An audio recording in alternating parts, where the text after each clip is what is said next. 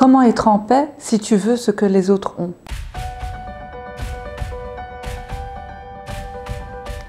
À force de regarder dans la vie des autres, à penser que le bonheur est ailleurs, on en oublie même de regarder ce qu'il y a de bon chez nous. La jalousie mène à croire que même ce qu'il y a de meilleur chez nous sera encore mieux chez l'autre. Vivre dans ce monde-là mène à croire ou à vouloir le malheur de son frère ou de sa sœur, sans se rendre compte que l'on devient envieux face aux personnes qui se trouvent en face de nous. Et on commence même à vouloir le mal pour celui qui se retrouve plus bas que terre. Des gens sont prêts à investir du temps et de leur argent pour te détruire ta vie au lieu de construire la leur. Car il ne peut pas être plus bas que terre seul et préfère entraîner les autres avec lui. Mais il oublie que dans tout ça, le bonheur ne se vole pas, car c'est la seule chose qui nous appartient.